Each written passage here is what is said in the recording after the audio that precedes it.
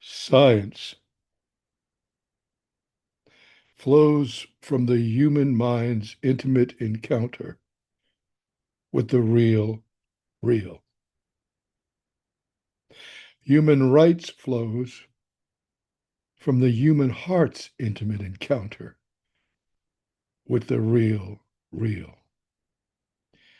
And in turn, science and human rights offer vectors of return to alignment with reality. Our planetary climate crisis is real.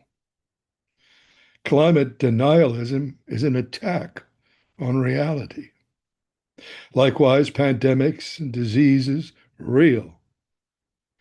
And the life-saving science, real. Misogyny, racism, human trafficking, real. Human rights are what our very being itself demands of us and for us. Attacks on human rights are attacks on reality itself. This series of talks is offered as a defense of reality and a celebration of the real. In part one, I spoke of space-time, the yoga of the three times, where we stand in the cosmos, and how we hold space physically, psychologically, mystically. In part two, I will speak about the Gaian mysteries, that in which we live and move and have our being, or more accurately, perhaps, she in whom we live and move and have our being. In part one, I told a tale of two prophecies. Tonight, broadcasting live from inside the singularity, I will factor in two more. One from the 12th century and another circa 1980s. But let's briefly recap the first two. In 2010, I declared that an imminent crisis point in human evolution was upon us, and that we were well on our way to destroying the global ecosystem on which civilization itself depends. That we were already losing our collective moral compass and were on the brink of losing our collective mind. I dubbed this the singularity, as opposed to the AI singularity, which so many are preoccupied with. And I added in search of itself, because we had not yet slipped over the event horizon. And then in 2020, a decade later, I declared the singularity had indeed arrived. Hence the phrase, tonight, broadcasting live from inside the singularity. It's just something I say to myself. The second prophecy I mentioned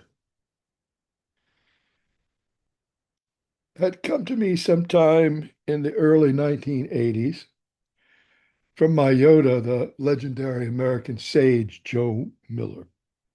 In a late night conversation in his living room, I had challenged Joe on the very nature or on the very notion of further human evolution. It seemed to me that we were going nowhere fast and if anywhere backwards. Joe said, we just have to make it through the next 100 years. Because by then, he said, children being born would just know.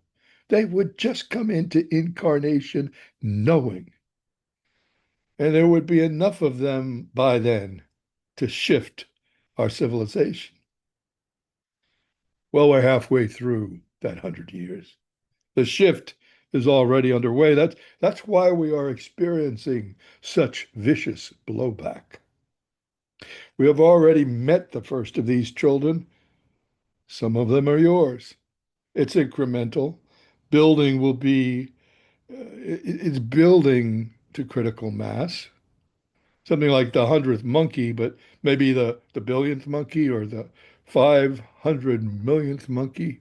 How many will it take to reach critical mass?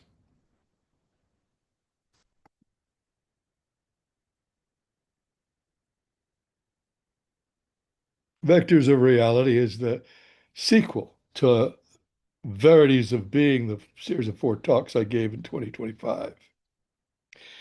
In Verities Part 1, Shadow, we explored the false equivalency of darkness with evil, female with passive or receptive, and all the dysfunction and dis-ease that flows from these two misconfigurations. In Vectors Part 1, Space-Time, we explored the nature of the cosmos and what it takes to make a stand here on Earth. In Verities Part 2, Sita, I offered a new and different frame for under a very different frame for understanding our Sitas, our Siddhis, our powers. In Vectors Part 2, Gaian Mysteries, we will celebrate the miracle of sentient organic life on this sentient planet being.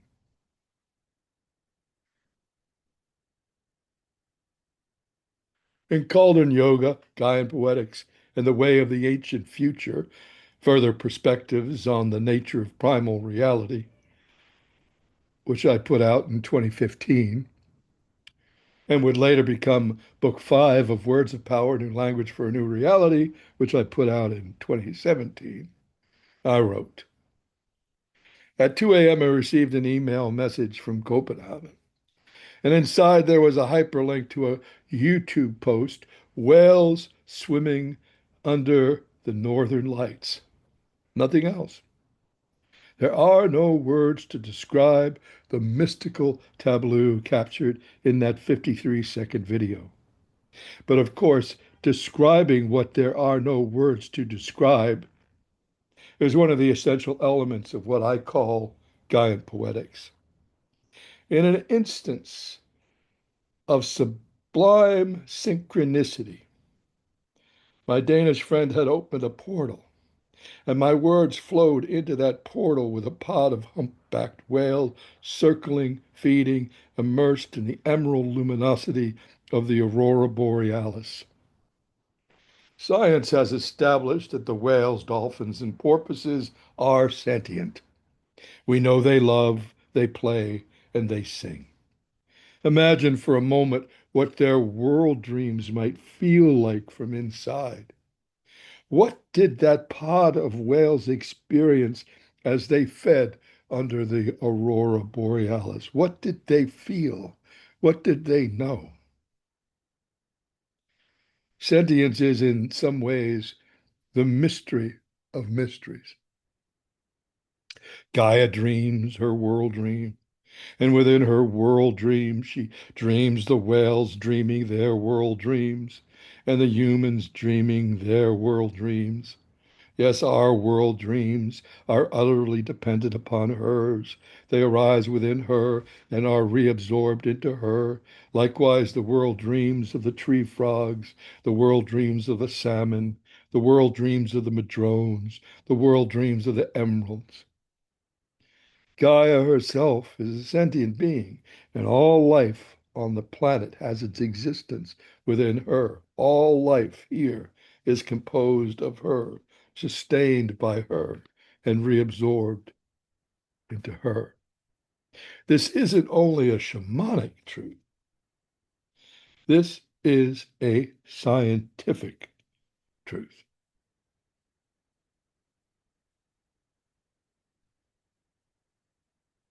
This is a 2013 Peace Prize winner, Wangari Maathai. I've invoked her mystical presence in numerous talks and writings. For me, she embodies that mystical power of the global South. Google her Nobel Prize acceptance speech and read it for yourself. And I do mean use a search engine. Don't just go to the Nobel Prize website, Nobel Committee website. Don't just have AI pre-chew your food for you. She risked her life fighting deforestation, and she impacted the collective psyche of our species by planting trees.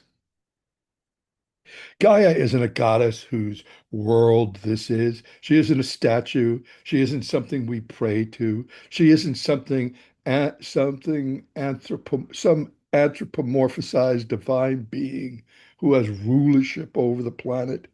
Gaia is the planet. We are not Gaia's children. We are Gaia's very cells. And we're not Gaia's, quote, stewards, unquote. I know people mean well. But whenever they start talking about being, quote, stewards, unquote, of nature, I get very uncomfortable because that's part of how this predatory pathology took hold anyway, imagining Gaia to be some resource to be managed. You are not the stewards of anything. You are the cells of this one vast planetary being. The true oneness is our life within her. Science and shamanism are seeing the same reality now.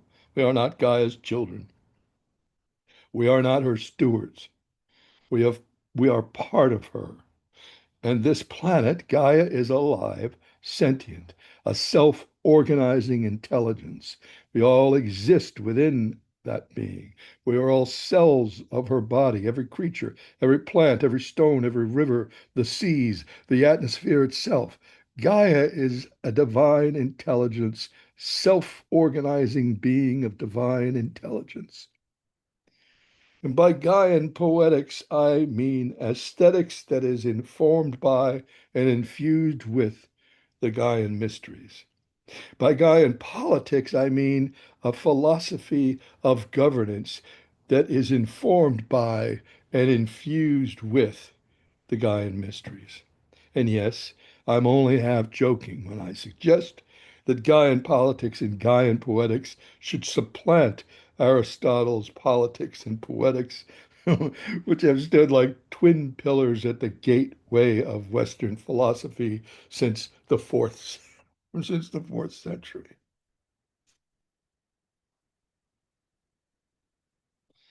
This monumental sculpture, Ocean Gaia, work of a British sculptor and diver, weighs 40 tons. It's over 18 feet wide. It's embedded in a coral reef off the coast of a Japanese island.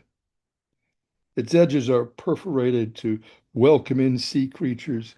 Its contours simulate the sand circles made by the white spot and puffer fish. Taylor, the sculptor, intends it to, quote, to evoke, quote, a deep instinctive memory of being held within water, a quiet meditation on creation, fertility, and the ocean as the original womb of life. That's from DiverNet in January 2025. So, part one focuses on space time. Part two focuses on the Gaian mysteries. And indeed, in creation itself, the one flows from the other. The Gaian mysteries flow from space time. Consider these insights from NASA. Quote, what is the ultimate origin of water? A water molecule is made up of one oxygen and two hydrogen atoms. Hydrogen was created in the Big Bang, oxygen in the cores of stars more massive than the sun.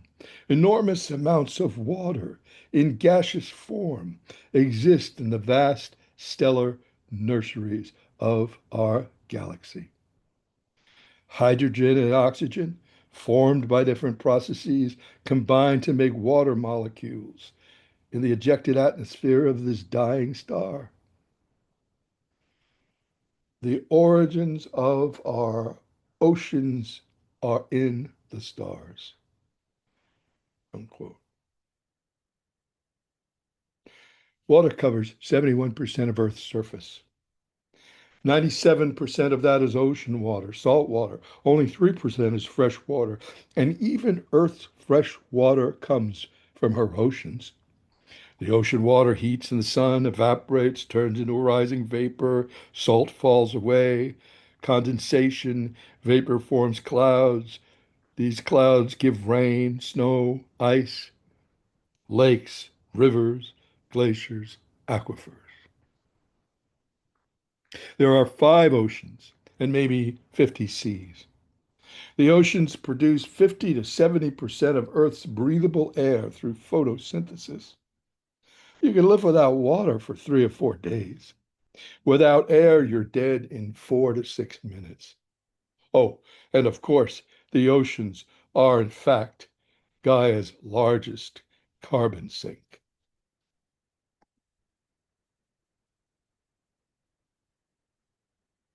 In Six Women Artists of British Surrealism, Philomena Epps wrote, quote, Carrington was interested in esoteric feminism, notably alchemists, spiritual guides, and visionaries, and populated her work with figures and animals drawn from ancient pagan mythology. These ethereal, otherworldly characters are represented in this painting, the Pomps of the Subsoil, 1947.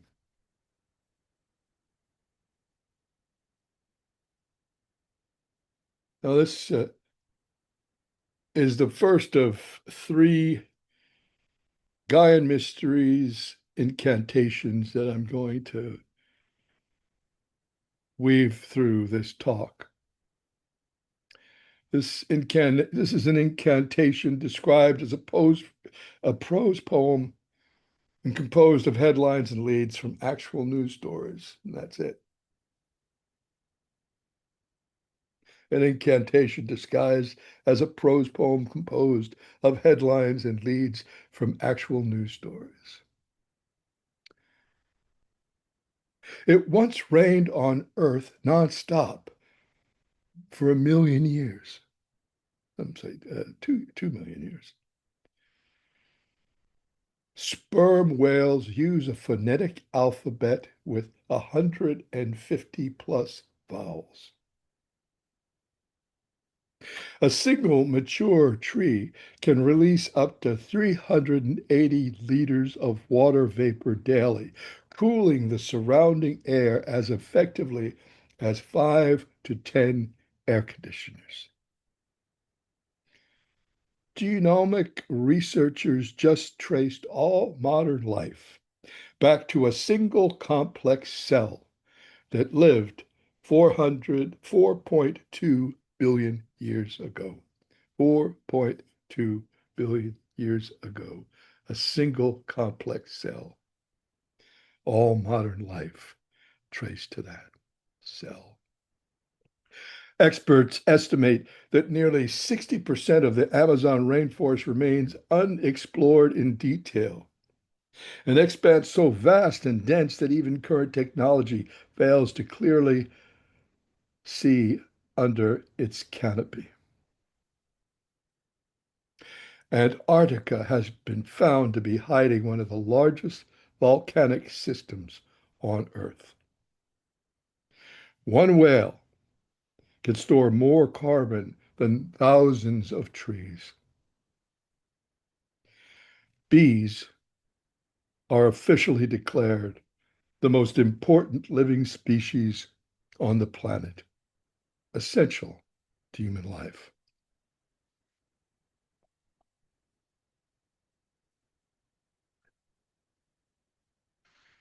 Veritas, the greening power. Hildegard of Bingen, philosopher, musical composer, artist, visionary, natural scientist, Benedictine abbess. Indeed, she was like Da Vinci or Bacon, a polymath. There is much to say about her. I've invoked her work, like Wangari Maathai, I have invoked her work in numerous writings and talks. Veritas is a word that Hildegard made up herself out of 2 Latin words, one for truth, veritas, and the other for green, veridity. Here's some excerpts on Hildegard and Veritas from the indefatigable Maria Popova, editor of The Marginalian. Quote, 7 centuries before Eunice Newton Foote discovered greenhouse gases, and an epoch before we had any sense of climate change or our own hand in it. Hildegard prophesied, Hildegard now. Then the greening power of the virtues faded away, and all justice entered upon a period of decline. And as a result, the greening power of life on earth was reduced in every seed, because the upper region of the air was altered in a way contrary to its first destiny. Summer now became subject to contradictory chill, while winter often experienced paradoxical warmth. There occurred on earth times of drought and dampness. And as a result, many people asserted the last day was near at hand. So that's the first of the two prophecies I said we'd add tonight to the two that we shared in part one. Returning to Popova now. In what may be the clearest, most succinct manifestation for climate change we have, Hildegard writes, our thinking affects our greening power. The soul is the green life force of the flesh. When we humans work in accord with the strivings of our soul, all our deeds turn out well.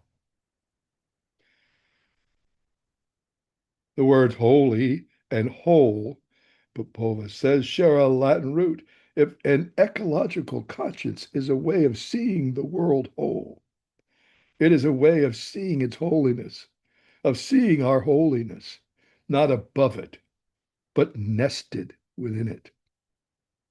Rachel Carson knew this when picking up Hildegard's torch 8 centuries later to catalyze the modern environmental movement. She observed that there is in us a deeply suited response to the natural universe, which is part of our humanity, and that the task now before us is, quote, to prove its maturity and its mastery, not of nature, but of itself. And Pova concludes, it was Hildegard who gave us the original model of poetic ecology. The moon's true identity. The moon, the real moon, has been widely misrepresented in the realms of woo and woo-woo. Much of the symbolism ascribed to the moon is stunted, limited, shallow. For example, the moon as receptive or passive. As I mentioned in part one, Gaia, the Earth, has 5 layers of atmosphere.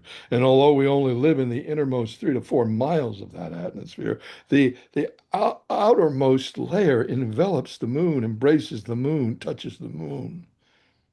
There are 200 or so moons in our solar system. Ours is the 5th largest. We are the only planet in this system with just one moon.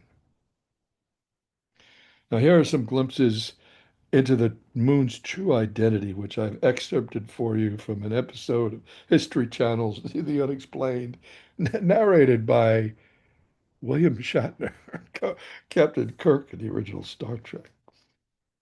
Bushio Kaku says, the gravity of the moon lifts the water up to give you high tide, and when the moon passes, it drops, giving you low tide. Think of that. The entire Earth's water being lifted several feet. And that tremendous cosmic energy comes from the gravitational pull of the moon. He goes on to say, we now realize that the orbit of the moon creates a churning inside the Earth. The moon churns the insides of the Earth by tidal forces, causing currents in the form of electricity, which creates the Earth's magnetic field. We depend upon this magnetic shield to protect us against the solar flares from the sun. If it wasn't for the presence of the moon, you go outside, you get a sunburn within just a matter of a few minutes. And Maggie Aderon Pocock adds, can we survive without the moon? If the moon suddenly disappeared, I think not. The result on Earth would be catastrophic and very, very rapid. The tides would stop working. The Earth would start slowing down. And as the Earth slowed down, it could start wobbling on its axis. If it wobbles very far, this would melt the polar ice caps and the sea levels would rise radically. Also, a place like Las Vegas could be freezing in winter, yet boiling in summer. The true identity of the moon, the true nature of darkness.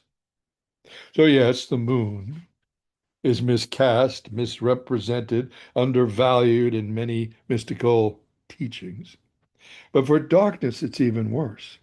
Darkness has been slandered, and as I have mentioned, falsely equated with evil. We need darkness in our lives. We need hours of darkness in every 24-hour cycle. Darkness nourishes us. Consider this, quote, when the sun goes down, your body isn't just resting, it's rebuilding. Sleep is when your brain performs its nightly maintenance, clearing toxins, repairing cells, consolidating memories, resetting your nervous system. But even a small source of artificial light, a nightlight, a phone glow, or street lamp leaking through your curtains, can disrupt that process in powerful ways. Your brain's pineal gland produces melatonin only in total darkness. Even dim light, as little as 5 lux, about the brightness of a phone notification, can cut melatonin levels up by up to 50%. Melatonin isn't just a sleep hormone, it's a potent antioxidant that protects neurons and regulates your immune and metabolic systems. Light at night, it confuses our circadian rhythm, tricking our body into thinking it's daytime. Over time, this increases risks for insulin resistance, anxiety, depression, weight gain. It goes on. All of these stories, articles, they're all hyperlinked. They're all sourced and hyperlinked in the text version, which I'll put out on Substack. That vital information that information is from the realms of physiology, wellness, self-care. But darkness is also a portal to deeper, fuller realization of the nature of being. Consider these two practices from the Vijnana Bhairava. Number 62 is in rain, during a black night, enter that blackness as the form of forms. And 63, the following practice, is when a moonless, rainy night is not present, close eyes and find blackness before you. Opening eyes see blackness. So faults disappear forever. These are powerful practices, embracing the darkness, the true nature of darkness. Now, here's another, the second of these three Gaian mysteries, incantations, disguised as prose poems composed of headlines and leads from actual news stories. Our water is so old that statistically speaking, every time you drink a glass of water, you're probably swallowing a water molecule that passed through a dinosaur. Trees communicate through vast underground fungal networks, exchanging nutrients, chemical signals, and information that supports the health of the entire forest. Older mother trees recognize their kin and funnel carbon and minerals to the young seedlings, increasing their chances of survival. According to research, the most calming place in nature is near water. Seeing and hearing water can lower cortisol, create deep sense of calm, a deep sense of calm called the blue mind state. Hugging a tree has been found to be extremely powerful as the tree transfers an electric charge to your body, promoting healing. Beavers form lifelong relationships and remain loyal to their partners forever. German, German language, has a word for the feeling of being completely alone in nature and feeling more whole than you do surrounded by people. Waldenseimkeit, Wollenseimkeit, forced solitude, not loneliness, the specific wholeness of existing in a natural space without needing to perform for anyone. The combination of genuine solitude and natural environment produces a state the nervous system almost never accesses in modern life. Complete release from social performance combined with full parasympathetic restoration. A biologist discovered that coral reefs communicate through sound. When they go silent, the entire ecosystem around them collapses. Scientists are now restoring dying reefs by broadcasting their original sounds. Life returns, following the signal home. The Earth's surface is electrically charged with free electrons, natural antioxidants. When you stand barefoot on soil or grass or sand, those electrons transfer into your body through your skin. Grounding reduces inflammation, normalizes cortisol, shifts the nervous system from fight or flight into rest and repair, and accelerates wound healing. This image is of a great madrone tree that in an old growth forest in Sonoma, and I was honored to be able to sing to that tree every day when I lived in that forest for the many years that I visited that forest. This tree and I had a deep relationship. It and the forest in which it dwelled were incinerated in the great climate catastrophe in a few years ago. I think it's 2021. Um, the wildfires in Sonoma.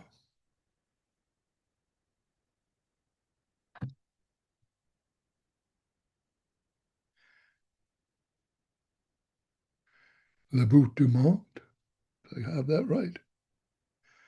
Dana del Lago, The End of the World, painted by Leonore Finney in 1953. To the extent that we are separated from nature, isolated, cut off from the true green and the true blue, to that extent we are made much more susceptible to those attacks on reality that I've called out. And when you lose touch with the true green and the true blue, you lose touch with the real, real. Now, that's not because most of us live in cities. I do. And actually, Gaia prefers us in cities. We're easier to manage that way. Our footprint isn't as destructive. We are less invasive gathered in cities. We are less disruptive to her. It isn't where we live that cuts us off. It's our choices, what we resource, what we turn to, what we value, what we prioritize, what we pray to, what we hollow, what we fight for. Consider this. This is from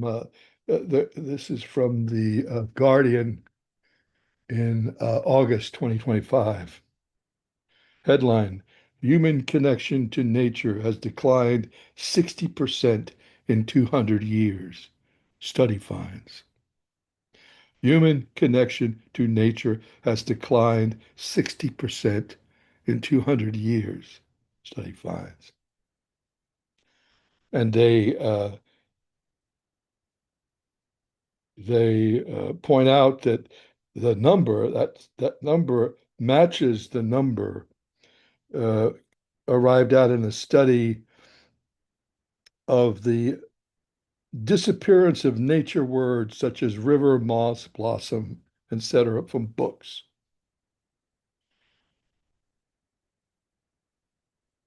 The modeling predicts an ongoing extinction of experience, with future generations continuing to lose an awareness of nature.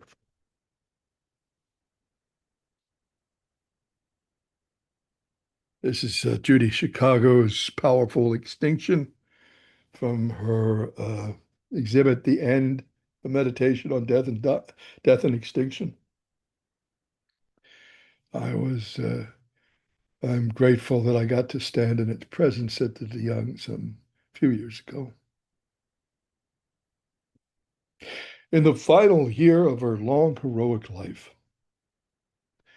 Jane Goodall, in an interview with the BBC, quote, "We're in the midst of the sixth great extinction. The more we can do to restore nature and protect existing forests, the better. We still have a window of time to start slowing down climate change and loss of diversity, but it's a window that's closing. Destruction of forests and other wild places," she points out, is intrinsically linked to the climate crisis. If we don't get it together and impose tough regulation on what people are doing to the environment, if we don't rapidly move away from fossil fuel, if we don't put a stop to industrial farming that's destroying our environment and killing our soil, having a devastating effect on biodiversity, the future ultimately is doomed. So the BBC in November 24, as I said, in the last year of her life. So yes, 444 million years ago, intense glaciation caused sea levels to fall, wiping out 85% of all marine species. And 372 million years ago, two anoxic events in which seawater is deprived of oxygen wiped out 70% of all species. 252 million years ago, volcanism and the rifting of the supercontinent Pangaea wiped out 85% of all marine species and 70% of all terrestrial vertebrate species. 201 million years ago, intense volcanic eruptions causing ocean acidification, 70 to 75% of all species gone. 65 million years ago, a massive asteroid crashing into the Yucatan, along with continuing volcanism, resulted in 76% of all species gone. Well, welcome to the sixth great extinction. And this time, in our ignorance, and yes, in our pathology, we are the massive asteroid. Now, recently, there are some scientists saying there is no sixth great extinction. Well, of course there are. Of course there are. Lucrative, no doubt. The sixth great extinction is, like the climate emergency itself, an inconvenient truth. Consider just a small sampling of recent headlines. We are the last generation that will ever see fireflies. Scientists uncover alarming decline in insect populations and the birds that feed on them. 61% of all bird species on Earth are now in severe decline. Freshwater fish populations have dropped 81%, marking one of Earth's most overlooked wildlife crises. Around 1 million animals and plant species are 1 million animal and plant species are now threatened with extinction, many within decades, more than ever before in human history. Arctic seals are now officially endangered. Their sea ice is melting 4 times faster than the global average. Species are disappearing 1,000 to 10,000 times faster than the natural background rate.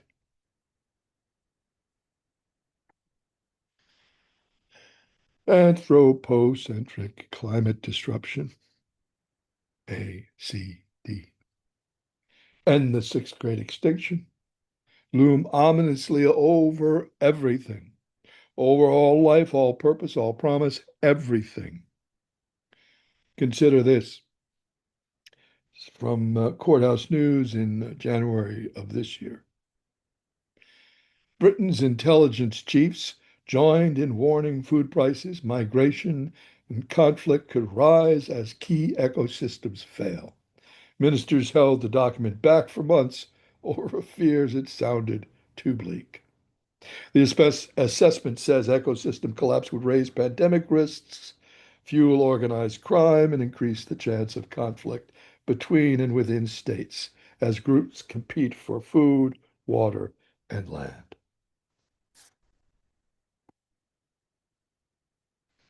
Here is the third of our Gaian mysteries, incantations. An incantation disguised as a prose poem composed of headlines and leads from actual news stories. Scientists discover trees emit ultrasonic signals that may help neighboring trees respond to environmental distress. When you sit in front of the ocean and watch the waves, your mind begins to match the rhythms of the water, and your thoughts naturally slow down and settle. Diamonds are common in space, but wood, nearly impossible. Biology makes wood one of the rarest materials in the universe. Scientists call our shared motherline ancestor the mitochondrial Eve. She likely lived in Africa around 150,000 to 200,000 years ago, and her unbroken mother to child DNA line connects to everyone, everyone alive today. The scent of a forest lowers stress hormones, reduces anxiety, and boosts immunity. Scientists have found that being near water improves well being as much as the difference between doing chores and going out with friends.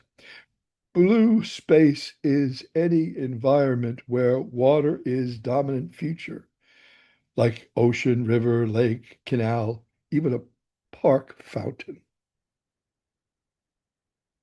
Ocean water and human blood plasma do share similar compositions. Sodium, chloride, magnesium, calcium, potassium, making the ocean feel inherently familiar to our bodies. There are more trees on Earth than stars in our galaxy.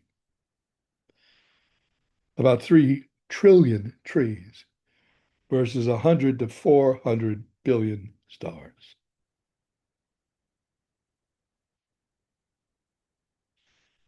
Snow Raven is an indigenous singer and music producer from Arctic Siberia.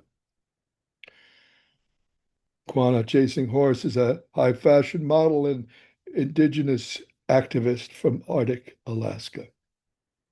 Cultural icons embodying the mystical power of the global north. Their creative expression, their voices, their presence embody what I mean by choosing to live in the 21st century. In braiding sweetgrass, indigenous wisdom, scientific knowledge, and the teachings of plants, botanist and author, indigenous botanist and author Robin Wall Kimmerer writes, "The land knows you, the land knows you, even when you are lost." Even a wounded world is feeding us. Even a wounded world holds us, giving us moments of wonder and joy. I choose joy over despair, not because my head is in the sand, but because joy is what the earth gives me daily, and I must return the gift. The trees act not as individuals, but somehow as a collective. Exactly how they do this, we don't know yet. But what we see is the power of unity. What happens to one happens to us all. We can starve together or feast together. If all the world is a commodity, how poor we grow. When all the world is a gift in motion, how wealthy we become. For all of us, becoming indigenous to a place means living as if your children's future mattered. To take care of the land as if our lives, both material and spiritual, depended on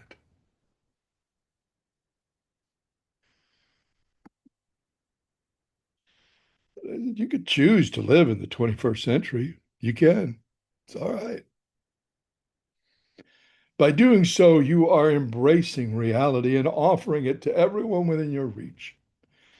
We need reality, both lowercase and uppercase, our reality, and reality, both cases, needs us. 2 plus 2 equals 4. That's a fact. Reality. 2 plus 2 equals 4 protects us. And in turn, we protect 2 plus 2 equals 4. Shout out to the great George Orwell. I wonder, how will all of this sound in 10 more years, or 20 more years, or 50 more years? What I call the Gaian mysteries might strike you as obvious now, here and now, but it may not seem so obvious to those hearing or reading these words in the future, even in the near future. It may all seem incredibly sad, and those hearing it or reading it may burst into tears. Or it may all feel incredibly inspiring, and those hearing it or reading it might say, "Oh, wow, this is from the time when the great shift truly began." We have no way of knowing, not here and now from inside this singularity.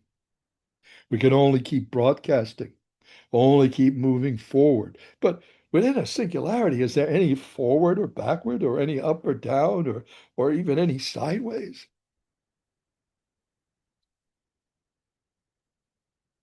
In such a dilemma, the only compass is within you, and its arrows are your love, your conscience, and that voice of the silence that is itself true north.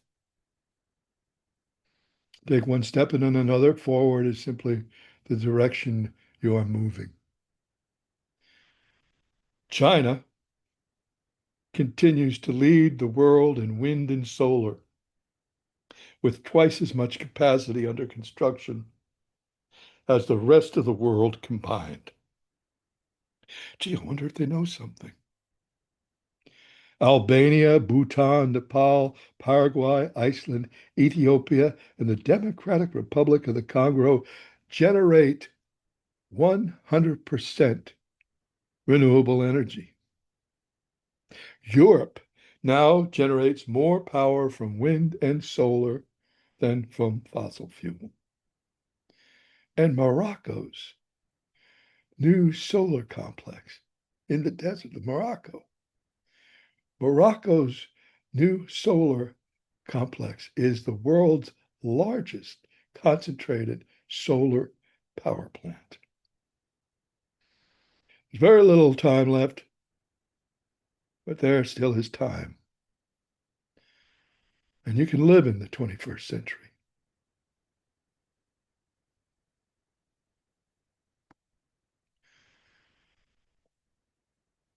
Whether the medicine, the wisdom, the word comes from the north or the south or the east or the west, most important is that it flows from, through, and into the ascendancy of the feminine. The future is female, or else. Decommission the patriarchy, or else. I promised you a fourth prophecy. And like the second of these four prophecies, it's from the 1980s. It's been published. It's been in print since 1992. But in the context of all that we are discussing in this series of talks, it takes on a new dimension of meaning and shines forth with a new clarity. I'm going to lead into it by going back maybe another 2 decades before that into the past.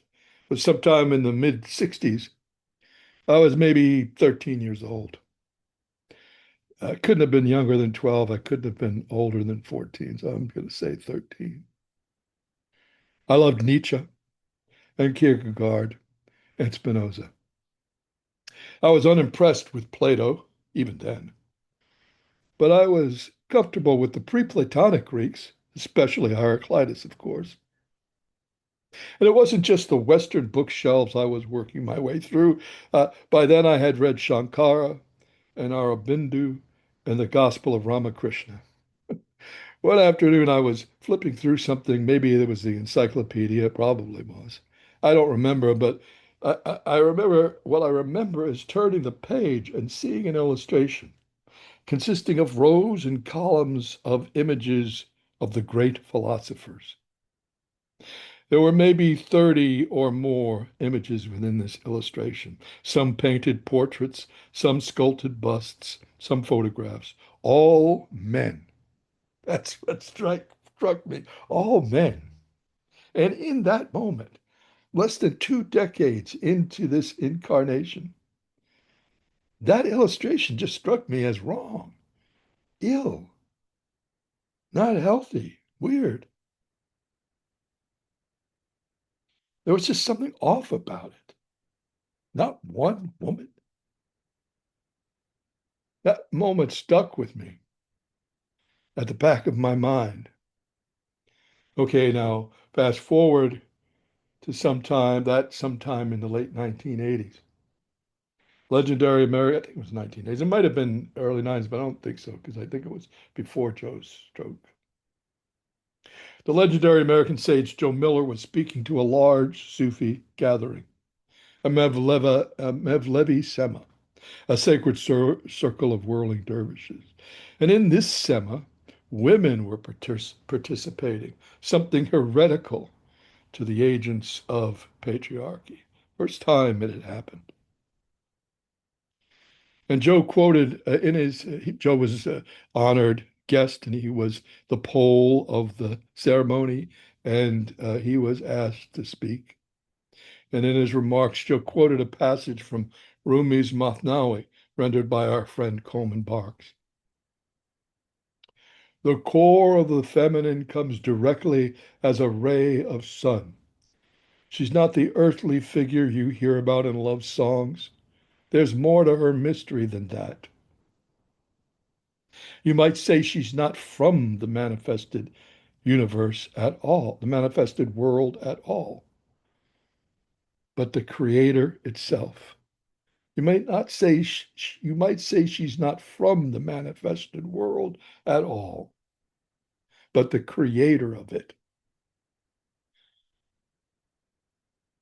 That's from Rumi, and again, as I said, rendered by our friend Coleman Barks. So then Joe goes on to say, women in this country are going to come into their own. And in other writings given in the sacred teachings, philosophical teachings and elsewhere, it is said that in this coming century, the women will be the ones.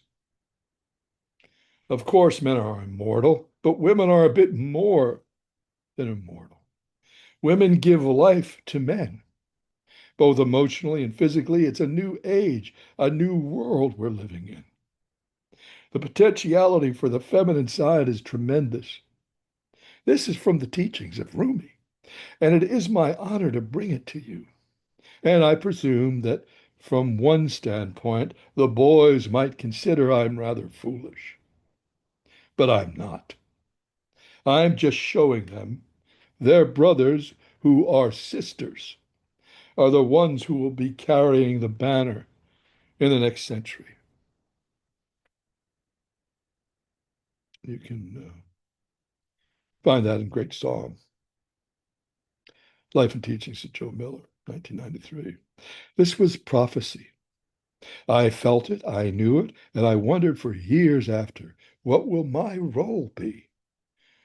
I knew it wouldn't be what it would have been in the 19th or 20th centuries. It would be something else, something different.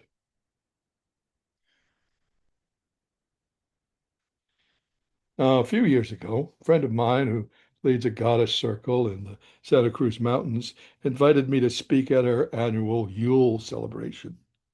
And in the course of that extemporaneous talk, I found myself declaring that any worthy future for our species must be predicated on a green, woke, feminist civilization.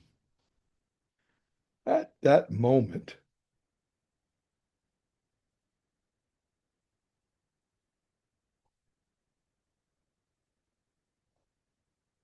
at that moment, in that circle, a wave of Shakti poured through the room. And many of those priestesses and witches, not all, but many, broke into an uproarious yes, hooting and howling and stomping. And I said to myself, this is an important moment. I must make this very wording a centerpiece of my work. And yes, in some polite company, people run away from these three words and contort their messaging to avoid them. But these three words belong to the collective heritage of our common humanity. They are not political, quote, political, unquote, in their origins. They are made of the same stuff of the Beatitudes. They might as well have poured forth directly from the Sermon on the Mount. They have been, quote, politicized, unquote, by those seeking to mute their power and their truth. Let's break them down one by one. Cambridge Dictionary, credible source. Cambridge Dictionary. Definition of green as in green energy or green economy. Energy that can be produced in a way that protects the natural environment, for example, by using wind, water, or the sun. That's it. Energy that can be produced in a way that protects the natural environment, for example, by using wind, water, or sun. Okay? Now, woke. The term woke arose in the African American culture of the 1920s and 30s. Yes, Harlem. Writing for the conversation, Professor Robert E. Hall elucidates. The song given the most credit by historians for the use of the word woke was written and performed in 1938 by Huddie Ledbetter. No, no, no relation to C.W. Ledbetter. Performed by Huddie Ledbetter, i.e., Leadbelly. It was Leadbelly. He advises his listeners to stay woke, lest they run afoul of authority. It's a hard world down there in Alabama. Leadbelly said, I made this little song about down there. I advise everybody be a little careful when they go along through there. Best stay woke. Keep their eyes open.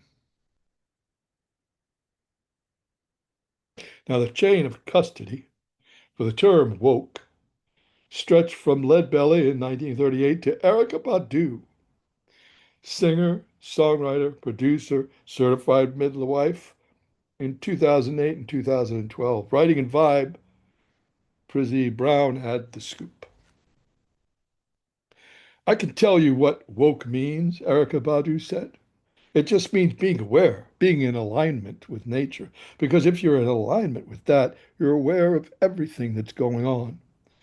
According to Badu, she first used the term intentionally on the song Master Teacher from her 2008 album, New America, Part 1. Quote, even though you go through the struggle and strife to keep a healthy life, I stay woke. I stay woke. Unquote.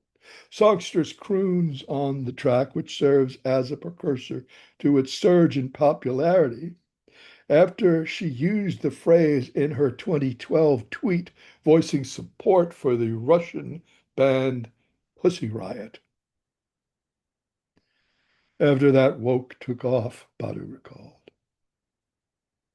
Again, that's in Vibe in 2023. All these links are in the text version of this talk. It's my Substack. Oh, here's the tweet, Erica Badu. Truth requires no belief. Stay woke. Watch closely. /tag free pussy riot.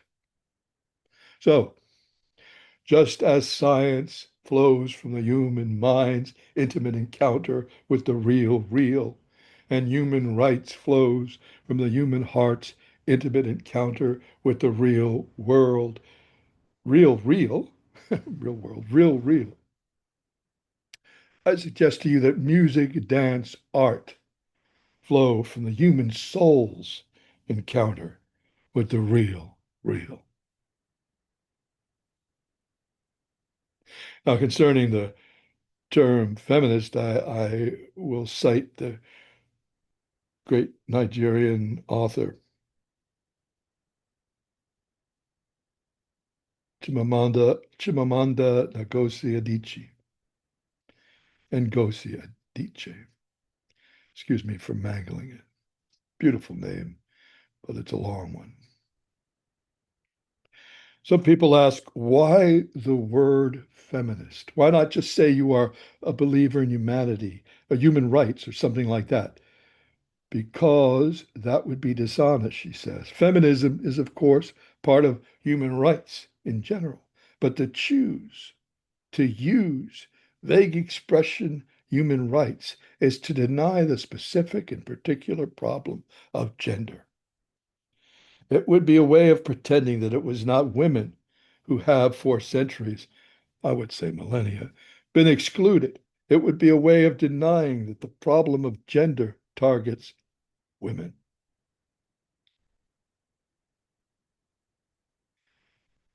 Ngozi Adichie.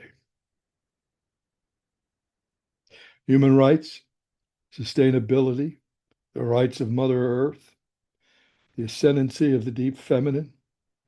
These are our spiritual imperatives, our existential imperatives. Whether you're atheist, agnostic, pagan, Buddhist, true, Christian, whether you feel there is life beyond death or that this life in this body is all we have, either way, these are our imperatives.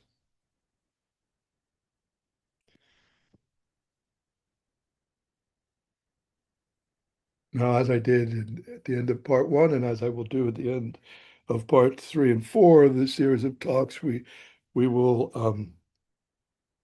dip into the Vijnana Bhairava and experience for ourselves one or two of the practices Devi gave the world. The goddess Devi gave the world. These are her notes, the notes she took in her dialogue with Shiva. And tonight we'll explore the 15th and 40th techniques. It's in part 1, last time I talked about how the quote main characteristic of Akasha space is sound, not a Brahm, Sat or Mad, the divine vibration itself. Om, Ah, Hu, the Suda chakra. In the beginning was the word. And then there's a intone sound as AUM slowly. And as the sound enters soundfulness, so do you. And then the 40th practice is consider the plenum to be your own body of bliss. Consider the plenum to be your own body of bliss. But what I invite you to do with me is we will do that practice 15, that technique 15. We'll do that 3 times. We'll intone Om 3 times. And then we'll drop into that what did I say? Yeah, 40th practice, 40th technique of experiencing the plenum, everything, the all, the whole litany of Gaian mysteries. We'll experience that as our own bliss body, which in reality it is. So when you intone Om, we can what I suggest is take a breath into your belly or into your heart, optional, which center you want to breathe into.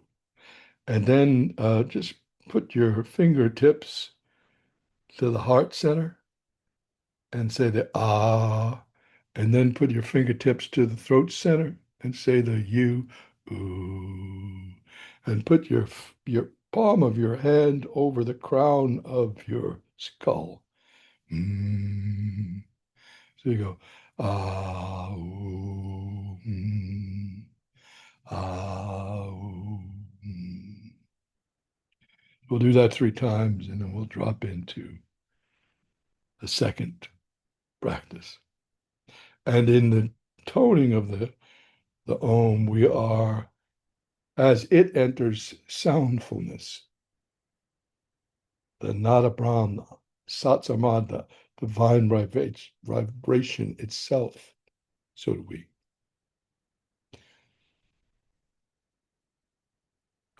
Ah.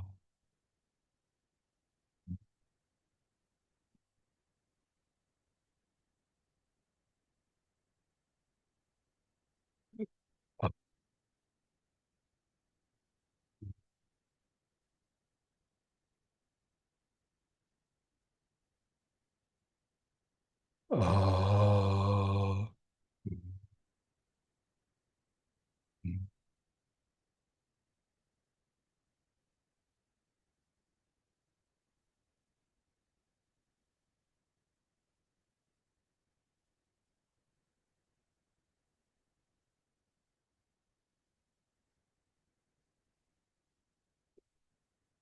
Feel the planet,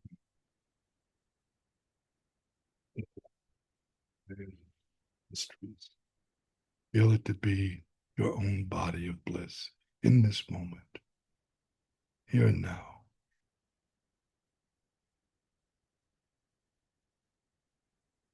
The real, real.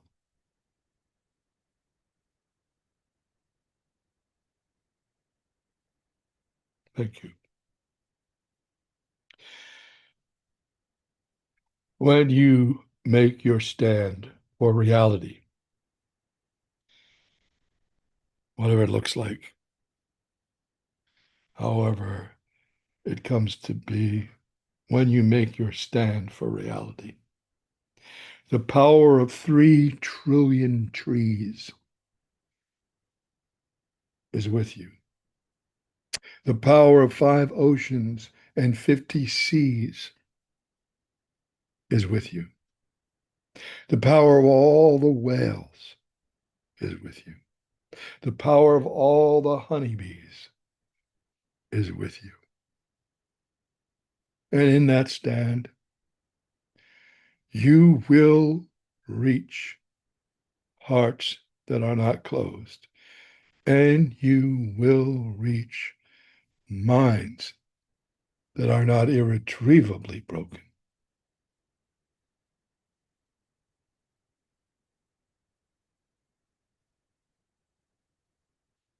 This is how we hold the space.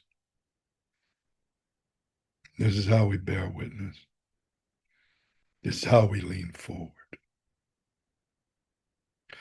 Amoga CD, Amoga CD, shine bright, green light, Buddha of all accomplishing wisdom, Amoga Siddhi, Amoga Siddhi, Om Ah